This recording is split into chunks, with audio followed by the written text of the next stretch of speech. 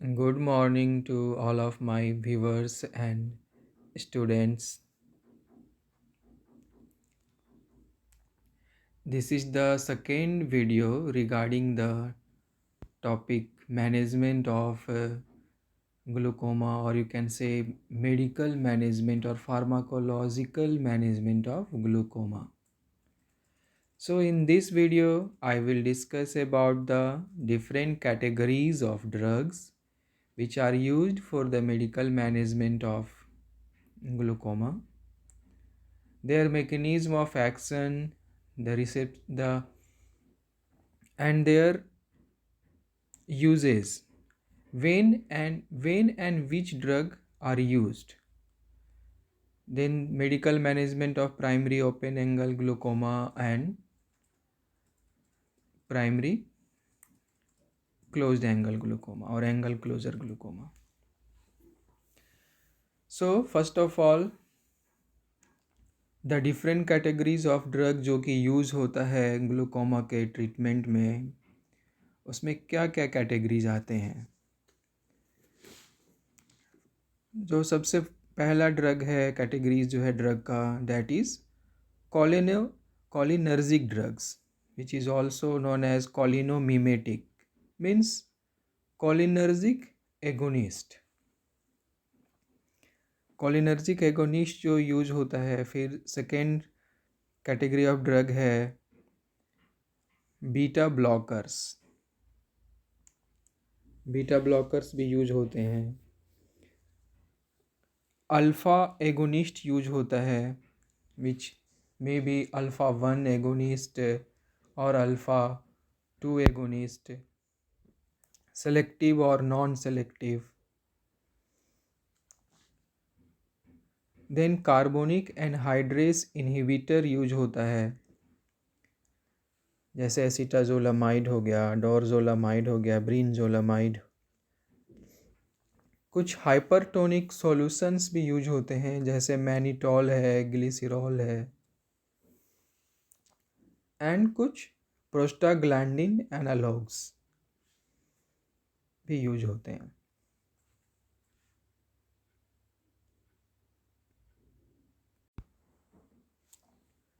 So the first category जो हम discuss करेंगे दैट इज कॉलिनोमिमेटिक ड्रग। कॉलिनोमिमेटिक मीन्स हुआ कॉलिनर्जिक ड्रग। अब ये कॉलिनर्जिक ड्रग जो है, इसमें भी दो कैटेगरी के ड्रग हैं जो यूज होते हैं। First is directly acting on the receptor. ऐसे कॉलिनोमिमेटिक ड्रग जो डायरेक्ट ही मस्करेनिक रिसेप्टर M3 जो लोकेटेड है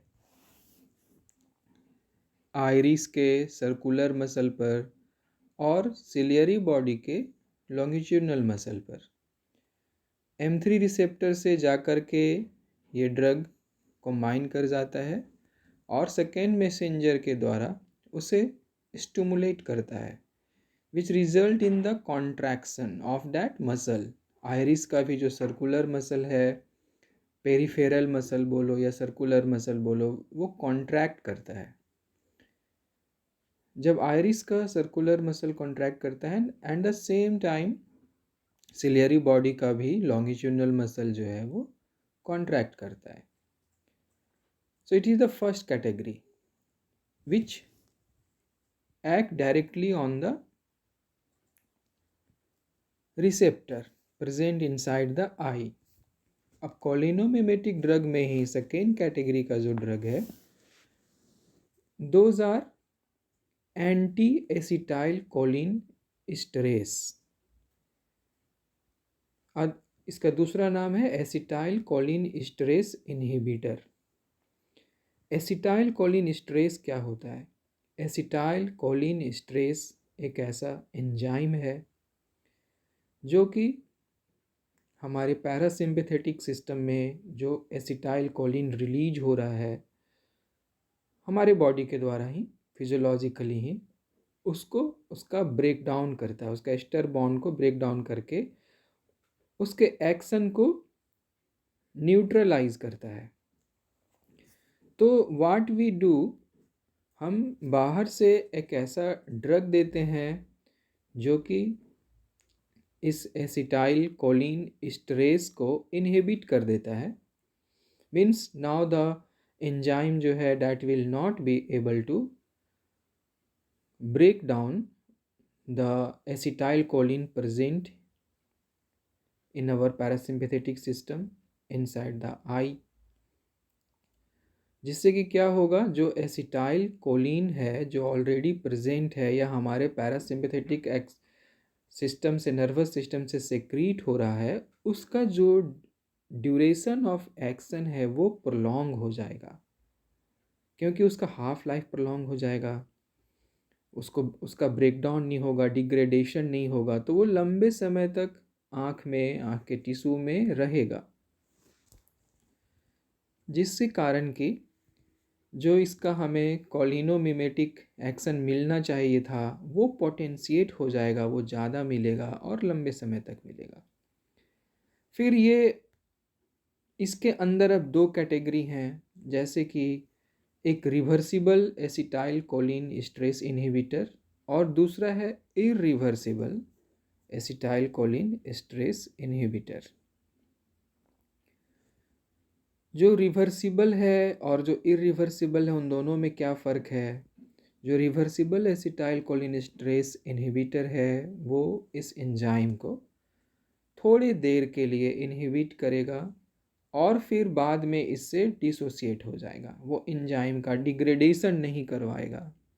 मीन्स कुछ दिनों के बाद, कुछ समय के बाद वो एंजाइम फिर से एक्टिव हो जाएगा और एसिटाइल कोलिन का ब्रेक डाउन स्टार्ट कर देगा। इस कैटेगरी में जो ड्रग आता है रिवर्सिबल एसिटाइल कोलिनेस्ट्रेस इनहिबिटर में, डैट इज फाइसोस्टिग्मिन। ठीक है, एंड डिमेकेरियम। नाउ जो इरिवर्सिबल एसिटाइल कोलिनेस्ट्रेस इनहिबिटर हैं ये क्या करेंगे? जो इरिवर्सिबल एसिटाइल कोलिनेस्ट्रेस इनहिबिटर है that will combine with the, और that will bind with the acetylcholinesterase enzyme for its whole lifetime. Means वो एंजाइम से बाइंड कर जाएगा, बाद में वो एंजाइम का डिग्रेडेशन हो जाएगा, तो वो एंजाइम अब अपने एक्शन के लिए अवेलेबल नहीं रहेगा। देयरफॉर इनका जो ड्यूरेशन ऑफ एक्शन है वो बहुत ही लंबा होगा, बहुत ही लॉन्ग ड्यूरेशन का होगा। इस कैटेगरी में जो ड्रग आते हैं वो हैं इकोथायोफेट एंड आइसोफ्लूरोफेट, क्योंकि ये एंजाइम को इनहिबिट कर रहे हैं फॉर इट्स होल लाइफ, तो जब तक कि नया एंजाइम सिंथेसाइज नहीं होगा तब तक एसिटाइल कोलिन का ब्रेक डाउन आई में नहीं होगा और वो उसका एक्शन जो है वो प्रोलॉन्ग होता रहेगा। इनका जो ड्यूरेशन ऑफ एक्शन है that is even up to 2 week, 2 सप्ताहों तक है। देयरफॉर जब हम इकोथायोफेट या आइसोफ्लोरोफेट आई ड्रॉप यूज़ करते हैं तो उसका डोज जो है that is once in a 2 week, इतने लंबे समय तक वो एक्टिव रहता है। ठीक है, लेकिन आजकल ये दवाइयाँ जो हैं, means reversible acetylcholinesterase inhibitor या फिर इरिवर्सिबल एसिटाइल कोलिनेस्ट्रेस इनहिबिटर, ये दवाइयाँ आजकल एब्सोलीट हो गई हैं, means they are out of use, अब इनका यूज़ नहीं होता है, क्योंकि इनका साइड इफ़ेक्ट जो आँखों पर होता है या आँख के अलावा भी जो सिस्टेमिक साइड इफ़ेक्ट हैं वो बहुत ज़्यादा सीवियर है। अब आप सोच रहे होंगे कि अगर हम इसका यूज टॉपिकल कर रहे हैं, आँख में डाल रहे हैं as a drop, eye drop, तो फिर इसका सिस्टेमिक साइड इफ़ेक्ट क्यों हो रहा है? ऐसा इसलिए होता है, कोई भी दवा जब हम आँख में डालते हैं तो वो दवा सबसे पहले एज ए आई ड्रॉप कहाँ जाता है? कल्डे सैक में जाता है। मीन्स जो हमारा कंजंक्टाइवा स्क्लेरा के बीच में जो स्पेस है, हमारे आईलिड और स्क्लेरा के बीच में जो स्पेस है वहाँ जाता है। वहाँ से जिसका पेनिट्रेशन कॉर्निया के लिए बहुत फास्ट होता है, which is very highly lipid soluble non ionised drug, वो ड्रग के कुछ अमाउंट जो है वो कॉर्निया के द्वारा एब्जॉर्ब हो जाते हैं, आँख में एंटीरियर चैम्बर में चले जाते हैं। लेकिन उस ड्रग के काफ़ी अमाउंट जो है वो उस कल्डेसैक के द्वारा हमारे आई लीड के ब्लिंकिंग के कारण नेज़ोलेक्राइमल डक्ट में ड्रेन हो जाता है। नेज़ोलेक्राइमल डक्ट में ड्रेन होने के बाद वो नेज़ल मुकोसा से उतरता है और नेज़ल मुकोसा में जाने के बाद वो एब्जॉर्ब हो जाता है सिस्टेमिकली, मीन्स नेज़ल मुकोसा से वो ब्लड वेसल्स में एब्जॉर्ब होकर के हमारे ब्लड में प्लाज्मा में चला जाता है। और यहाँ पर क्या हो रहा है, फर्स्ट पास्ट मेटाबॉलिज्म हो रहा है, मीन्स कि ये जो ड्रग है वो लीवर में जो उसका मेटाबॉलिज्म होना चाहिए था, अगर हम किसी भी ड्रग को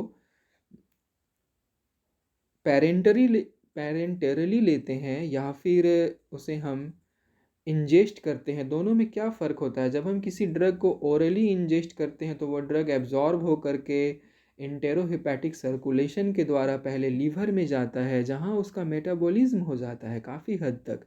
इसके कारण से फिर जो लीवर से निकल बचता है वो ही ड्रग प्लाज्मा में एज ए प्लाज्मा कॉन्सेंट्रेशन में वो अवेलेबल हो पाता है। लेकिन जिस ड्रग को हम पेरेंटरली देते हैं, मीन्स या तो इंट्रामस्कुलर देते हैं या आईवी से रूट से देते हैं, वो ड्रग डायरेक्ट हमारे प्लाज्मा में ब्लड वेसल्स में डायरेक्ट जाता है और वो लीवर में जो मेटाबॉलिज्म हो रहा था उसको वो बाईपास कर जाता है।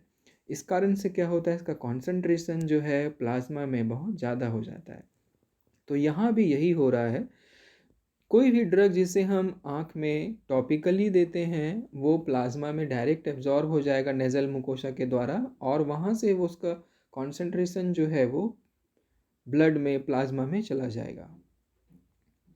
देयरफॉर जो आई ड्रॉप है उसे बहुत ही डाइल्यूट करके बनाया जाता है, उसके पीएच को, उसके कॉन्सेंट्रेशन को, ऑस्मोलैलिटी को, ताकि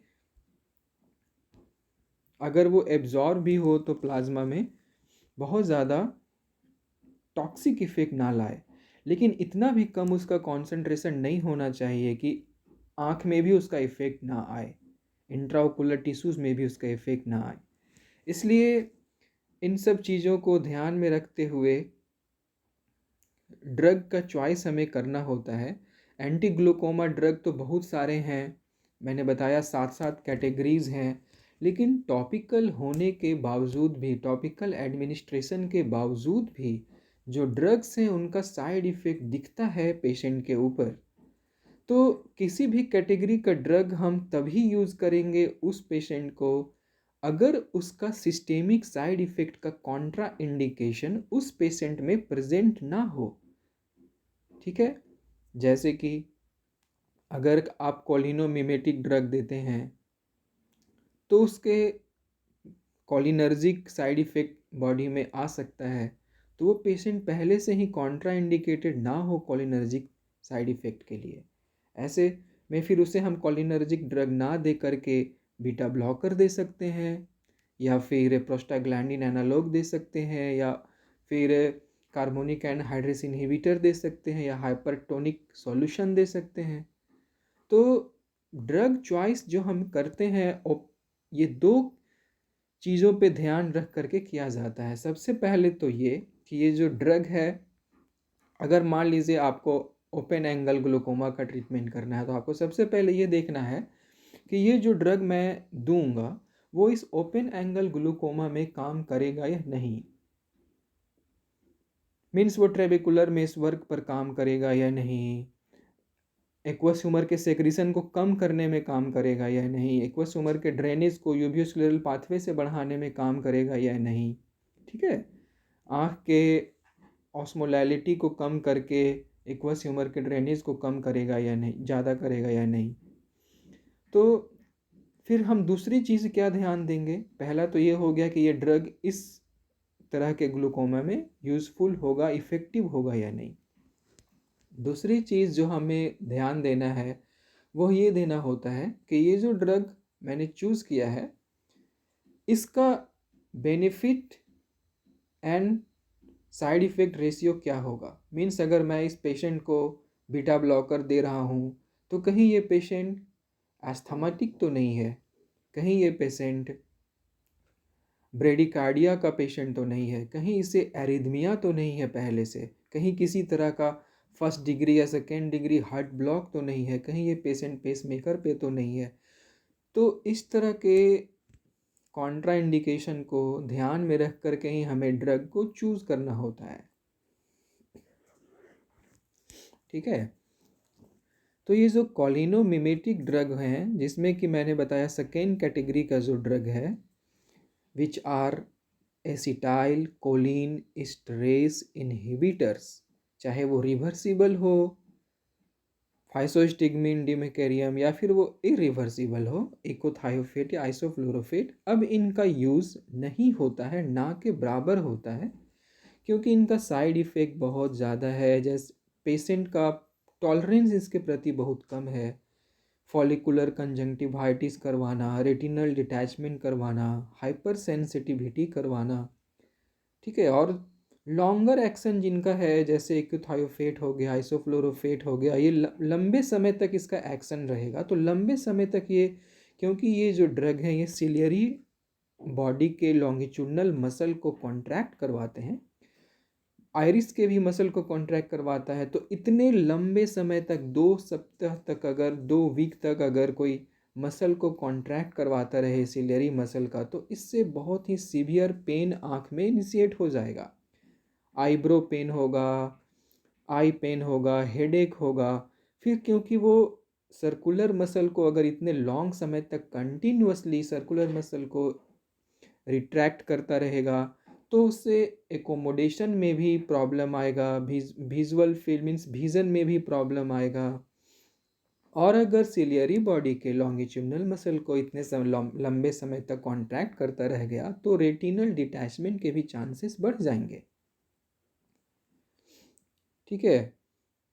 देयरफॉर ये जो ड्रग है वो यूज़ नहीं होता है आज के दिनों में, क्योंकि इनसे बेटर ऑप्शन हमारे पास अवेलेबल है। These are only for theoretical discussion nowadays. आपको जानना है कि ये ड्रग का क्या साइड इफ़ेक्ट है, ताकि आप इसको गलती से भी यूज़ ना करें, unless and until they remain the only option. फिर इस ड्रग से सक्सिनाइल कोलिन स्ट्रेस का एक्शन जो है वो पोटेंशिएट होता है, जिसके कारण कि एपनिया और डेथ भी हो सकता है। तो ये एमसीक्यू क्वेश्चंस में भी ये क्वेश्चंस पूछे जा सकते हैं कि which are the anti glaucoma drugs which can cause apnoea. तो फ्यू ड्रग्स हैं, जैसे ये हो गए एसिटाइल कोलिनेस्ट्रेस इनहिबिटर्स हो गया, या फिर ब्रोमोनिडीन हो गया, एपारक्लोनिडीन हो गया। दिस में result into apnoea and death.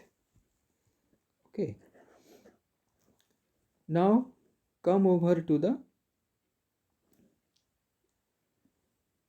Directly acting cholinomimetic drug. तो डायरेक्टली एक्टिंग कोलिनोमिमेटिक ड्रग में मैंने क्या बताया था, जो कि मस्करेनिक रिसेप्टर पे डायरेक्ट एक्ट करते हैं। मीन्स हमारे बॉडी में जो एसिटाइल कोलिन प्रेजेंट है, ये उसको इन्फ्लुएंस नहीं करते हैं, ये खुद जा कर के M3 रिसेप्टर पर अटैच हो जाते हैं और उसे स्टिमुलेट करते हैं, जिसमें आता है हमारा सबसे पहला ड्रग पिलोकार्पिन। ठीक है। ये जो पिलोकार्पिन है ये क्या करता है, क्योंकि इसका रिसेप्टर आइरिस पे भी है और सर्कुलर मसल पे भी है, sorry circular muscle of iris पे भी है और सिलियरी मसल लॉन्गिट्यूडनल मसल पे भी है। देयरफॉर इस ड्रग को हम दोनों ही तरह के ग्लूकोमा में यूज़ कर सकते हैं। मीन्स एंगल क्लोजर ग्लूकोमा में भी और ओपन एंगल ग्लूकोमा में भी। दोनों में कैसे ये काम करता है अब इसे हम समझ लेते हैं। जब ओपन एंगल ग्लूकोमा है, मीन्स एंगल ओपन है लेकिन ट्रेबिकुलर मेसवर्क में फ्लो इम्पेयर्ड है किसी भी कारण से, या एक्वासुमर का प्रोडक्शन इंक्रीज है, तो ओपन एंगल ग्लूकोमा में ये पिलोकार्पिन जो है वो क्या करेगा, सिलेरी मसल को लॉन्गिट्यूडनल मसल को कॉन्ट्रैक्ट करवाएगा। सिलेरी मसल जैसे ही कॉन्ट्रैक्ट होगा उससे क्या होगा, जो ट्रेबिकुलर मेसवर्क है उसको वो स्ट्रेच करेगा। जब ट्रेबिकुलर मेसवर्क स्ट्रेच होगा तो चैनल जो है ट्रेबिकुलर मेसवर्क में लाई कर रहे हैं वो चैनल सब खुल जाएंगे। जो स्लेम्स कैनाल है वो भी ब्रोडेन हो सकता है, और जो छोटे छोटे कैनाल प्रेजेंट है, चैनल्स प्रेजेंट है, वो सब खुल जाएंगे।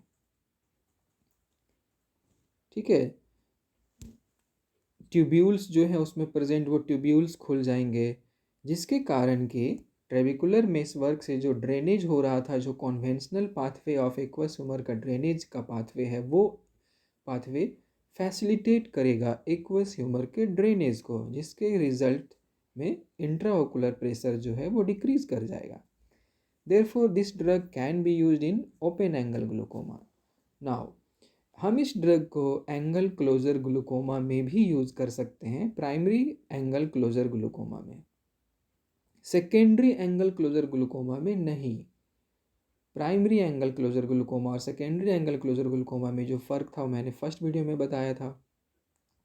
सेकेंडरी एंगल क्लोजर ग्लूकोमा में कोई भी एक ऐसा सेकेंडरी कारण होता है, जैसे कि कोई सॉलिड बॉडी हो गया, आइरिस पे हो जाए, कोई नोड्यूल्स हो जाए, या फिर लेंस में कुछ ऐसे चेंजेस आ जाएं जिसके कारण कि एंगल क्लोज हो जाए, या फिर साइनिकी फॉर्म हो जाए। तो इस केस में जहाँ पर कोई सॉलिड बॉडी का प्रेजेंस है वहाँ ये पिलोकार्पिन ज़्यादा यूज़फुल नहीं आएगा एंगल क्लोजर में, सेकेंडरी एंगल क्लोजर में। लेकिन प्राइमरी एंगल क्लोजर ग्लूकोमा में ये बहुत ही यूज़फुल ड्रग है। ये क्या करता है, ये आइरिस के सर्कुलर मसल को कॉन्ट्रैक्ट करवाता है, जिसके कारण कि मियोसिस होता है। जब मियोसिस होता है मीन्स आइरिस जो है वो कॉन्ट्रैक्ट कर जाता है, पुपिल जो है वो कॉन्ट्रैक्ट कर जाता है। तो इससे क्या होता है कि आइरिस का टिश्यू में स्ट्रेन आ जाता है, मीन जो इसमें फ्लैसिडिटी प्रोजेक्शन जो बन गए थे कॉर्निया के पास, एंगल के पास, जहाँ ये कॉर्निया के पास एंगल बना रहा है वहाँ पर ये स्ट्रेच हो जाता है, इसके फ्लैसिडिटी लॉस हो जाते हैं। जो भी टिश्यू, आइरिस का टिश्यू जो वहाँ पर एकुमुलेट हो करके, बल्ज करके एंगल को क्लोज कर रहा था, वो उस एंगल को ओपन कर देता है, जिसके कारण एंगल ओपन हो जाने के कारण एक्वस ह्यूमर का जो ड्रेनेज है वो फैसिलिटेट हो जाता है। Therefore, this drug can be used in angle closure glaucoma also, primary angle closure glaucoma, and also in primary open angle glaucoma. अब इस ड्रग को पिलोकार्पिन को हम, अगर कोई साइनेकी फॉर्म हो गया है कॉर्निया और आइरिस के बीच में, उस एडहेशन को ब्रेक करने के लिए भी हम इसे यूज करते हैं, क्योंकि ये जब स्ट्रेच होगा फिर हम एक मिड्रियाटिक देंगे जो उसको डायलेट करेगा पुपिल को, मीन्स हम फ्रीक्वेंटली अल्टरनेटली पुपिल को डायलेट करवाएंगे, कंस्ट्रिक्ट करवाएंगे। तो इससे जो एडहेशन फॉर्म हुआ है वो एडहेशन धीरे धीरे करके ब्रेक हो जाएगा। तो ये कॉलिनोमिमेटिक ड्रग पिलोकार्पिन का यूज था। ये पिलोकार्पिन को हम 0.5%, 1%, 2% के फॉर्म में भी यूज़ करते हैं topically, topical as an topical eye drop.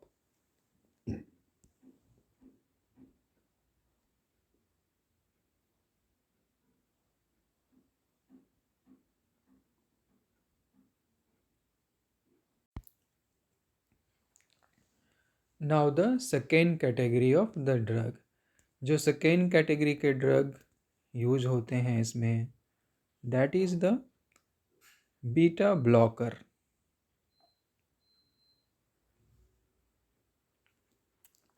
which are also known as a beta receptor antagonist।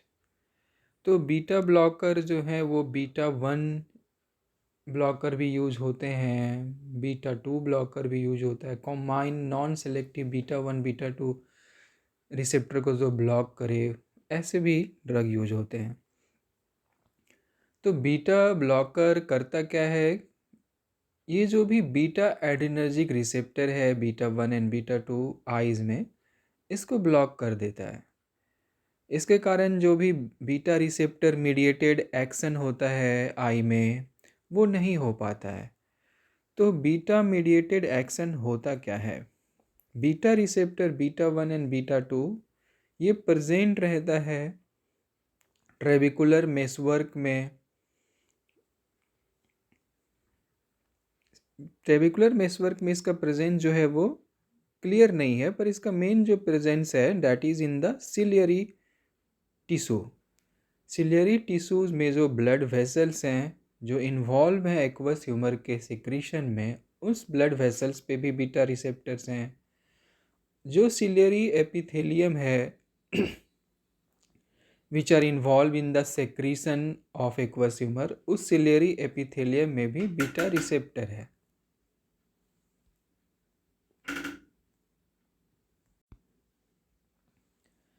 तो beta receptor beta 1 and beta 2 receptor जो है ये आई में फिजियोलॉजिकली इनका क्या फंक्शन है? जब, क्योंकि ये हम जानते हैं कि सिंपैथेटिक इनर्वेशन के कारण, आँख में सिंपैथेटिक एक्टिविटी बढ़ने के कारण एक्वस ह्यूमर का सेक्रीशन होता है। मीन जब सिंपैथेटिक नर्व डिस्चार्ज करता है तो बीटा रिसेप्टर पे भी पहुंचते हैं न्यूरोट्रांसमीटर, उसको स्टिमुलेट करते हैं बीटा 1 बीटा 2 को, जिससे कि जैसे इस डायग्राम में आप देख रहे हो, ये सेकेंड मैसेंजर के जी प्रोटीन कपल रिसेप्टर पे ये एक्ट करके एडिनाइलिल साइक्लेस एंजाइम को स्टिमुलेट करता है, जिसके कारण cyclic AMP as a second messenger release होता है।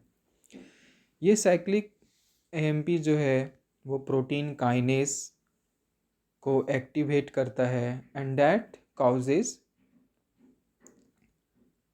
some changes, that means that causes some changes in the ionic channel, the ionic channel को, ionic transport को स्टिमुलेट करके एक्वस ह्यूमर के सेक्रीशन को, एपिथेलियल सेल्स के द्वारा एक्वस ह्यूमर के सेक्रीशन को बढ़ाता है। तो अगर हम बीटा रिसेप्टर एंटागोनिस्ट दे दें, बीटा ब्लॉकर आई में डाल दें, तो क्या होगा? एक्वस ह्यूमर का सेक्रीशन जो है, फॉर्मेशन जो है वो डिक्रीज हो जाएगा। इन वन सेंटेंस हम ये भी कह सकते हैं कि बीटा ब्लॉकर जो है वो सिलियरी टिश्यू के परमेबिलिटी को डिक्रीज करता है, चाहे वो परमेबिलिटी ब्लड वेसल्स का हो या वो परमेबिलिटी सिलियरी एपिथेलियम का हो। परमेबिलिटी को डिक्रीज करने से क्या होता है? एक्वस ह्यूमर का सेक्रीशन कम हो जाता है। सो देयरफॉर हमने ये समझा कि बीटा ब्लॉकर जो है ये ना तो एंगल को ओपन कर रहा है, ना तो ट्रेविकुलर मेसवर्क पे काम कर रहा है।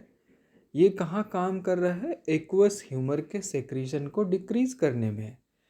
देयरफॉर एक्वस ह्यूमर के सेक्रीशन को अगर हम लोग डिक्रीज करेंगे तो ये दोनों ही तरह के ग्लूकोमा में बेनिफिशियल होगा, चाहे वो ओपन एंगल ग्लूकोमा हो या क्लोज एंगल ग्लूकोमा हो। उसमें ये ड्रग बीटा ब्लॉकर जो है वो बेनिफिशियल होगा। लेकिन ये कभी भी एक्यूट कंडीशन में बहुत ज़्यादा बेनिफिशियल नहीं होगा। देयरफॉर इसे एकदम बिल्कुल एक्यूट कंडीशन में यूज करने से कुछ खास इफेक्ट हमें नहीं मिलेगा। नाउ ये आप समझ गए कि इसको किस तरह के कैटेगरी के ग्लूकोमा में दे सकते हैं, इन बोथ टाइप। नाउ इसको कब नहीं देना है? तो क्योंकि बीटा ब्लॉकर है तो हमें पता है कि बीटा रिसेप्टर्स जो है वो ब्रोंकियल स्मूथ मसल्स पे रहता है, हार्ट में रहता है। तो अगर हम नॉन सेलेक्टिव बीटा ब्लॉकर दे रहे हैं, मीन्स बीटा 1 एंड बीटा 2 दोनों को ब्लॉक करने वाले, जैसे टीमोलोल हो गया, तो ये दोनों, क्योंकि ये भी सिस्टेमिकली एब्जॉर्ब हो करके दोनों तरह के रिसेप्टर पर एक्ट को ब्लॉक करेगा और उसका कुछ साइड इफ़ेक्ट बॉडी पे आएंगे। तो अगर कोई पेशेंट कार्डियक पेशेंट है, जिसको कि किसी भी तरह का हार्ट ब्लॉक है या ब्रेडिकार्डिया है या हाइपोटेंशन है, इस केस में हम कोशिश करेंगे कि ये बीटा ब्लॉकर को ना यूज़ करें। या फिर अगर कोई पेशेंट है जो सीओपीडी का पेशेंट है, एस्थमा का पेशेंट है, क्रोनिक ब्रोंकाइटिस का पेशेंट है, जिसका कि ब्रोंकोस्पाज्म होता है, जो इन्हेलर यूज़ करता हो या ना भी करता हो, उसे अभी अटैक है एस्थमा का या नहीं, उस ड्रग को हम ऐसे पेशेंट में अवॉइड करेंगे, which are the patient of which are non patient of chronic bronchitis और एस्थमा और any other type of COPD. ठीक है, तो ऐसे केस में हम टीमोलोल का यूज़ या बिटैक्सोलोल का यूज़ नहीं करते हैं। नाउ टीमोलोल जो है that is non selective,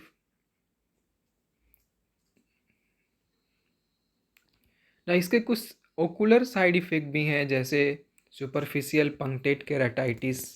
means keratitis word is use for the cornea, cornea में punctate means superficial punctate keratitis, means cornea के ऊपर में कुछ ऐसे सुपरफिशियली कुछ ऐसे opaque plug type of patches nodule जैसे होंगे, वो फॉर्म होने लग जाते हैं इसके यूज से। फिर जो बीटा ब्लॉकर है, इसका एक मेम्ब्रेन स्टेबलाइजिंग इफेक्ट होता है, जिसके कारण कि ये कॉर्नियल एनेस्थेसिया भी करवा सकता है, जिसमें कि लीवोबिनोलोल जो है वो मेनली कॉज करवाता है, सॉरी लीवोबिनोलोल नहीं, metoprolol causes corneal anesthesia. Therefore, metoprolol eye drop is not used for the treatment of glaucoma. Now, betaxolol, that is beta 1 cardioselective, ये भी टिमोलोल के जैसा ही इफेक्टिव है। इसे हम एस्थमा के पेशेंट में, जहां हम बीटा 2 ब्लॉकर को यूज नहीं कर सकते हैं, ऐसे पेशेंट में अगर कोई पेशेंट है एस्थमा का लेकिन उसे हार्ट का कोई प्रॉब्लम नहीं है, तो इस केस में हम cardio selective blocker means beta 1 blocker को यूज़ कर सकते हैं। हाँ, इसका इफ़ेक्ट हो सकता है कि थोड़ा कम हो, पर फिर भी overall betaxolol is as effective as timolol. Levobunolol है इसमें थर्ड ड्रग, जिसका कि बहुत ही कम साइड इफ़ेक्ट होता है, ओकुलर साइड इफ़ेक्ट।